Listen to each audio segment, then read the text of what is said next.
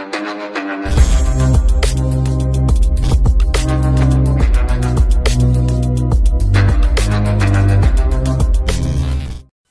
Everyone, আসসালামু আলাইকুম। সবাই কেমন আছেন? স্বাগতম জানাচ্ছি আমার একটি নতুন ভিডিওতে।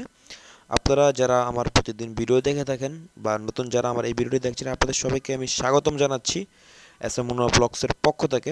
এবং আপনাদের কথা মাথায় রেখে আবারও নতুন আরেকটি গাড়ির ভিডিও নিয়ে আপনাদের মাঝে উপস্থিত হয়েছি। এই গাড়িটি হচ্ছে জাপানের টয়োটা ডাইনা পিকআপ একটি গাড়িটি খুবই ফ্রেশ এবং সমান চাকার গাড়ি। আপনারা এরকম গাড়ি যারা নিতে ইচ্ছুক তারা অবশ্যই এই ভিডিওটি সম্পূর্ণ দেখতে হবে। এবং আপনারা যারা ইতিমধ্যে আমার ভিডিওটি দেখছেন, একটু দয়া করে প্লিজ কষ্ট করে সাবস্ক্রাইব করে রাখবেন চ্যানেলটি। আপনাদের উপকারের জন্যই বলছি, যাতে নতুন নতুন গাড়ির ভিডিও আপনাদের মাঝে উপস্থাপন করতে পারি বা সবার আগে চলে আসে। যাই হোক, অনেক কথা বলে ফেলছি। এই গাড়িটি আপনাদের দেখতে হলে যেতে হবে চট্টগ্রাম বাটিয়ারি। আবারও বলি, এই গাড়িটির লোকেশনটা হচ্ছে চট্টগ্রাম বাটিয়ারি।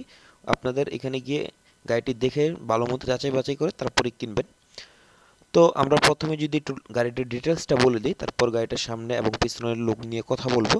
তো গাড়িটার মডেল হচ্ছে 2004, রেজিস্ট্রেশন হয়েছে 2007 সালে কিন্তু। আর গাড়িটি আপনারা সম্পূর্ণ যে কাগজপত্র রয়েছে সবই ডকুমেন্টস আপ টু ডেট পেয়ে যাবেন। গাড়িটি হচ্ছে আপনার ম্যানুয়াল গিয়ারের একটি গাড়ি। গাড়িটির সামনে পিছে মোটমাট 6টি চাকা রয়েছে, একদম সমান চাকা। এই গাড়িটি আপনার লংয়ে হচ্ছে 10 ফিট 6 ইঞ্চি। আবার বলি, এই গাড়িটি লংয়ে হচ্ছে 10 ফিট 6 ইঞ্চি। গাড়িটিতে সিএনজি এবং অকটেন দুটেই রানিং রয়েছে। তো এখন যদি আমরা এটার লোড ক্যাপাসিটি নিয়ে কথা বলি, এটা লোড নিতে পারবে 3 টন থেকে 4 টন, এর অধিকও নিতে পারবেন। তারপরও আপনাদের নিজ স্বার্থ অনুযায়ী আর কি লোড নেবেন। তো গাড়িটি সম্পূর্ণ আমরা ডিটেলসে বলেছি এবং কাগজপত্র আবার দিকটা বলে দিই, কাগজপত্র সবই আপ টু ডেট রয়েছে।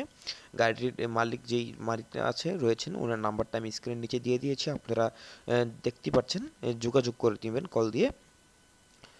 তো এই গাড়িটির সামনের থেকে যে লুকটা দেখতে পাচ্ছেন, গাড়িতে কোনো কাজ নেই, যেরকম ছবি দেখছেন তেমনটাই পেয়ে যাবেন। এবং পিছনে যে বডিটা রয়েছে খুবই ফ্রেশ।